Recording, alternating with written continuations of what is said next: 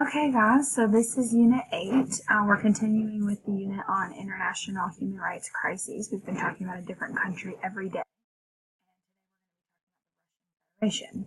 So, a bit of background on Russia. We know that Russia became a communist country during World War One. If you remember that from World History or American History 1. Not American History 1, American History 2. They had their Bolshevik or their Russian Revolution during World War One, maybe 1916, 1917, something like that, and dropped out of the war. So Vladimir Lenin took over in Russia, creating the Soviet Union or the USSR, the United Soviet States of Russia, ever since then. And so after that, Russia became a global superpower.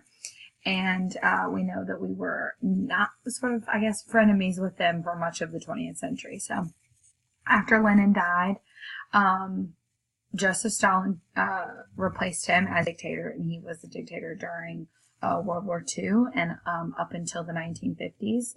Then Nikita Khrushchev took over, and then after Khrushchev, Mikhail Gorbachev. So after Gorbachev, or I guess during Gorbachev, things sort of started to loosen up in terms of the strictness of the Soviet Union, and shortly after that, in 1991, the Soviet Union fell and they became the Russian Federation. Now, the Russian Federation is an interesting country. So technically, we say that they have a president who was elected, so it seems that they would operate as a republic, but in reality, they do not. Their current president, Vladimir Putin, who you see right there on the slide, was elected for the first time back in the 90s, but there were term limits in Russia, just like we have here. The president can only serve 2 terms. So he was president, he served his 2 terms, and then a new president was elected, and the new president appointed, Putin to a new position that basically was like also president. And in his new position, he was able to pass a law undoing the term limits. And then in the next election, he ran and he became president again. So he has been president of Russia ever since. So was he elected? Technically, yes, but was there probably a lot of shady, illegal stuff going on in the process? Absolutely. So I personally wouldn't necessarily say that Putin is someone who overall the people have really supported. Now, Russia has had a long history of human rights violations during the Soviet Union's existence. We know, we talked about how they treated the other countries that they were in control of, crises in Hungary, in Bosnia, and Chechnya. We talked about that, but I'm going to, in American too, but I'm going to focus on what the Russian Federation is up to recently. So there is a organization called Freedom House that rates countries on how free they are and basically how their government treats its citizens, 1 being most free and 7 being least free. I think right now Russia might be rated a 6 or a 7. So even though they no longer are running under a communist dictatorship, there isn't necessarily true freedom in Russia. In addition to that, there are maybe a couple hundred different cases pending against them currently in the European Council of Human Rights courts by their own citizens suing the government for human rights violations. So one of the biggest things that people in Russia have been complaining about and trying to draw attention to is targeted killings. So this is something that we have seen get brought up a lot actually in international news because this affects the world community. There have been a lot of cases of people in Russia who have turned against Putin or turned against the Russian government and exposed, problems or corruption in the Russian government, and then fled Russia, obviously for their own safety, and then they are mysteriously killed in other countries. It's happened in Great Britain a lot. A couple of cases have happened in Canada. There might have even been 1 or 2 in the United States. So these people always die in a variety of ways. There have been some, surprise allergies, like someone died of an allergy attack, but it didn't seem that they had any allergies. That happened to a journalist in 2003. There was another guy who had previously been working for the federal government in Russia who had published all these state secrets and everything about stuff that had been going on. And he was poisoned when he was in London in 2006. And this is ongoing. Like, we've seen stuff happen like this up until like 2015, 2016. We've seen cases of this. I think something else like this happened not that long ago. I remember reading articles about it happening in Great Britain. Now, the main reason why this is a problem, well, I guess the main reason why this is a problem is because people are dying. But the other reason why this is a problem is because by, sending federal agents outside of Russia to, execute these targeted killings, it's violating our neutrality. It's violating the neutrality of Great Britain, of Canada, of any country that they do this in. If someone comes to the United States seeking asylum and it's granted to them, we expect the country that they're coming from to respect that. Like, we aren't sending federal, the CIA hasn't infiltrated Russia to execute Edward Snowden. We respect their neutrality. And unfortunately, that's not happening, the other way around. Now, in addition to the targeted killings, there's been a lot of talk about political prisoners in Russia. The right to a fair trial and freedom from political or religious persecution has been violated a lot more over the last 10 years, and the numbers have risen very sharply. In May of 2016, the Memorial Human Rights Center said that it was up to 89. By May of 2017, they said it was up to 117. So this is something that's happening very quickly. So this is basically a political prisoner is someone who is arrested for their political beliefs. So we don't have political prisoners in the United States, at least that's what we say. I'm sure there's been several cases of people being political. You could even argue that the suffragettes in the 19 teens, were political prisoners. But in the modern day, we don't really have like large-scale political prisoner problems because that's not necessarily the sign of a well-functioning government. But we know those things are happening in the Russian Federation. There have been, cases of journalists and activists speaking out against the Russian occupation of Crimea or against conflict in the Ukraine, and a lot of them have been arrested. And I'll get more into the issues in prison in a moment, but those political prisoners are not granted the right to a fair trial. Most of them are just held in prison, sort of like in this limbo, like long-term amount of time, and are never allowed to like defend themselves in a court, which is an issue. The judicial system in Russia is its own, problem. Back in 1996, the president of Russia right before Putin, was Boris Yeltsin. He took over right in 1991, whenever the Russian Federation was born, and he put a moratorium on the death penalty in Russia because they had, just come out of communism and things were really bad, and there had been a lot of people executed by the government, and so they were trying to, enter into this new era where things were better and where they don't have the death penalty. And so there's some debate on that. There are definitely, technically speaking, Russia does not really have the death penalty, but there have been a insane amount of people who have been killed while in custody. So in that way, you would almost say that they have the death penalty. So let's get into torture and abuse of prisoners. This is another major problem. So according to Russia's constitution, torture and ill treatment of someone who's awaiting trial or whatever is banned. It says like no one may be subjected to torture, violence, or any other harsh or humiliating treatment or punishment, blah, blah, blah. However, we know that in practice, the Federal Security Service in Russia is not obeying that. There are a lot of cases being, brought to light all the time about prisoners being really savagely tortured while in prison, with a variety of methods. There's one called the supermarket method, where they like put a grocery bag over your head so you can't breathe and then beat you with sticks and stuff.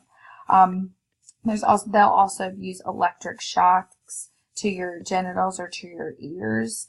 They put you in binding stress positions, cigarette burns, hammer needles or electric needles under your fingernails, prolonged suspension, sleep deprivation, food deprivation, rape, sodomy, all sorts of stuff like this is currently going on. There's another torture method called the television, and I tried to look up a diagram of this so that I could put it on the slide, but I couldn't find it. But essentially what I've read about the television stance is that you're essentially standing in a mid-squat with your arms stretched out in front of you, holding like a stool or two stools for extended periods of time. And when you're in that squat position for a long time, it can cut off blood flow to the lower half of your body. There was a former government agent who they did this to, and he had to have both of his legs and his genitals amputated because he had gotten infections and gangrene because of the lack of blood flow during this. They also use the rack, or which is like stretching someone, which, you would imagine that we would have phased that out after the 1500s, but it's still currently happening in Russia. They do something else called the refrigerator, which involves taking someone who's naked and dousing them in cold water while keeping the air conditioning running on them and almost slowly freezing them to death. In addition to that, they can do something called the furnace, where the person is left in heat in a small space, or where the feet of the victim is on the tabletop and just your feet are beaten. If you've ever seen Misery, that Stephen King movie where Kathy Bates ties up, I think it's Robert Duvall, I think is who plays in it, or maybe anyway, I can't. James Caan, I think, is actually who it is. It doesn't matter. She ties him up. She ties his feet to cinder blocks, and then she takes a sledgehammer and she smashes the sides of his feet, breaking his ankles so that he can't run away. They do that in Russia.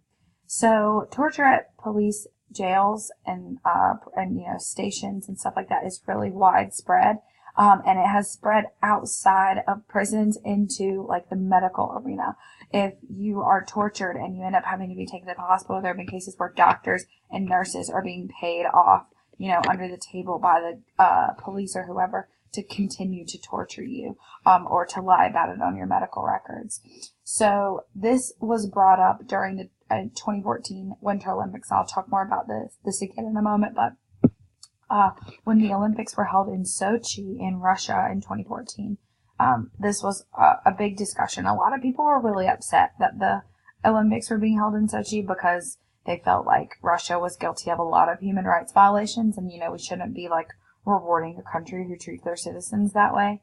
In addition to that, during the Olympics, there's no, you're not allowed to protest. I'm sure I've talked about that if you've had me for other classes, but you're not allowed to protest during the Olympics because it is, a very touchy time with a lot of different, every different country in the world is basically there. It's a very tense moment. It's impressive that we can put, all of this, politics and war and everything to the side for the sake of athleticism and sport for a few weeks every 2 years. And so that's why, that's why those guys, I can't remember their names. I think it was Tommy Smith, and I can't remember the other guy's name, but the guys who did the Black Power fist at the Summer Games in Mexico City were arrested then in 1970. So that's something that's continued ever since. So a lot of people, there are plenty of athletes, not only from the United States, but other countries as well, who refuse to participate in the Olympics in Russia. So all of this got brought up in the Winter Olympics in 2014 again, because there was some man who, I don't know if you guys were old enough to really remember Sochi really vividly, but they weren't ready. There were hotels constructed, missing doors, and a lot of housing was not up to code and stuff like that by the time the games actually started. And one of the men who was in charge of this ended up being tortured by the government. And he, police officers had beat him. They broke his teeth. They sexually assaulted him with a crowbar. He was in the hospital. But then the doctors told his family that there were no serious injuries, which is obviously not true. So, that's when people started saying even the doctors are in on it. This is getting really out of control. So, because of that, it's hard to really track how, like, the actual cases of police brutality in Russia, because it's pretty common for it to be lied about. So the cases that we do know, we estimate that the rate is actually much, much higher. We also estimate that this problem will only get worse as crime rates are currently rising in Russia. Their drug-related crimes are increasing. The rate of robberies is increasing. So the crackdown from the federal government, from Putin, from jails, from prisons, that's probably going to continue to grow. Now, these last two sort of big factors in violations of human rights sort of bleed together. And the first is the war sort of going on right now in Chechnya. If you don't know how to spell Chechnya, by the way, it's Chechnya. So Chechnya is technically a part of Russia that has been working for its independence for quite a long time. And there has been a variety of abuses committed by the Soviet government against Chechnya, and after the Soviet Union fell, the Russian Federation has committed a variety of abuses. Actually, I had a professor while I was in college who was from Chechnya, and he moved to America when his village, including his wife and his children, were all murdered because they were Christian by the Russian forces in like the 1980s, I would think.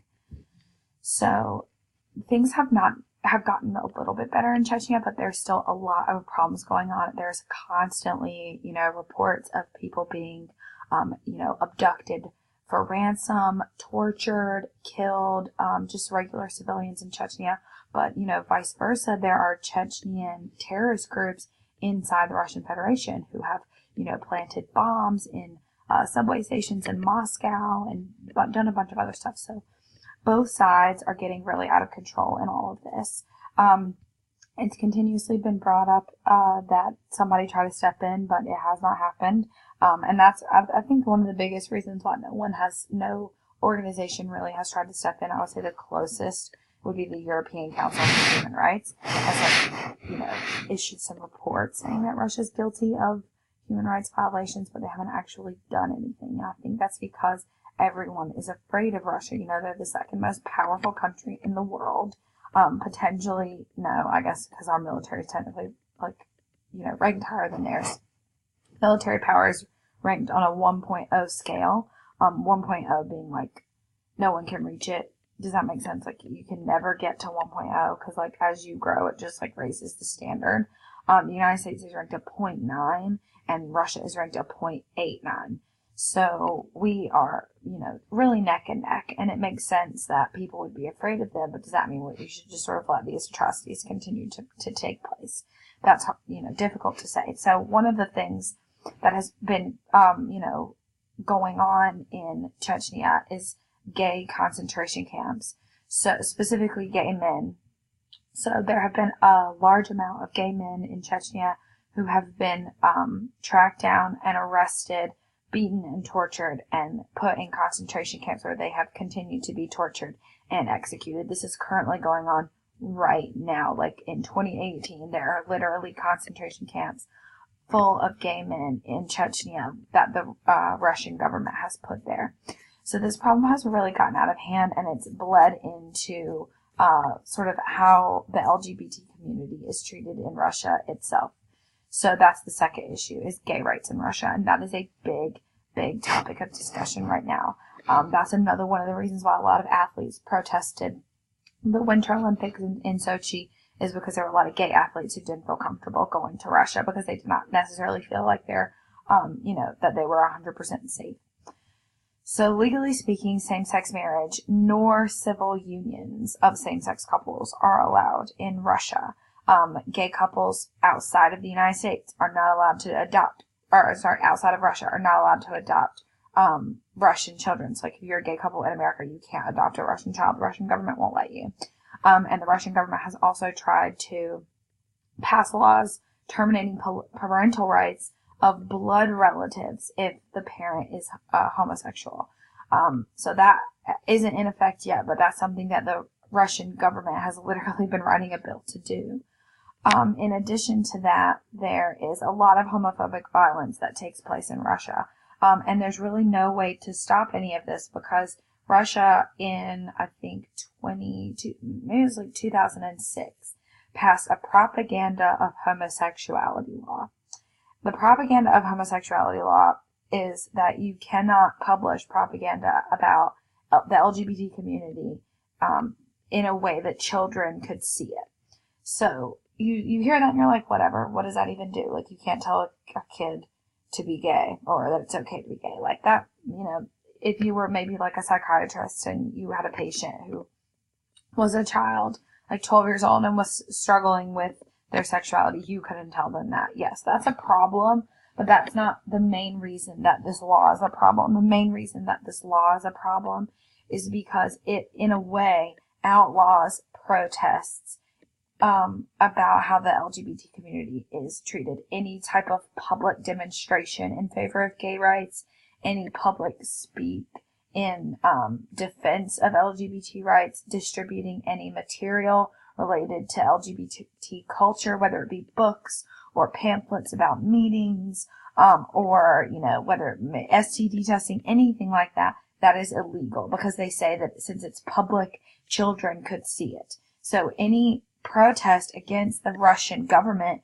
in favor of, progressive LGBT rights or protection for LGBT people in Russia is literally not allowed. For example, there was a group of homophobic vigilante people in Russia who kidnapped and raped a immigrant in Russia, a gay man, and threatened him with a gun, forced him to say that he was gay, and they recorded the whole thing and uploaded it onto the internet. And the federal government literally did nothing, and no one could try to bring attention to it, because if you bring attention to it, you could be violating the gay propaganda law.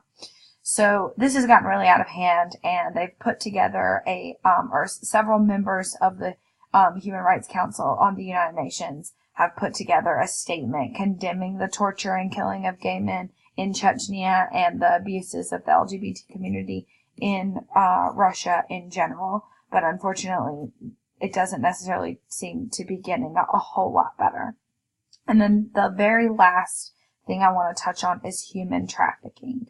So the end of communism and the collapse of the Soviet Union has contributed to a significant increase in human trafficking. Obviously, the majority of the victims being women forced into sex trafficking and sex slavery. Russia is a huge country of origin for this to be happening. Lots of Russian women and children are being kidnapped or being, convinced to, lied to and recruited to join these sex trafficking rings. And the Russian government hasn't really done a lot to stop it. They've been saying that they're trying to combat sex trafficking, but they have literally not put in place any effective measures or law enforcement to actually protect victims and get something like this from happening. Currently, they estimate that maybe 3,000 of all victims currently being trafficked are coming out of Russia. So this is a huge problem that the Russian government seems to not care about. And it could be because this is an issue that disproportionately affects women. It could also be that this is an issue that is making the Russian government more money. There has been evidence. There was a woman who worked for the UN who put together, a whistleblowing report showing that there were people in the UN who were literally turning a blind eye to sex trafficking because they were being paid off from it. And there are plenty of people who think that similar things are happening in Russia as well. Unfortunately, until the UN or someone decides to put pressure on Russia to change these laws, I honestly doubt that they ever will.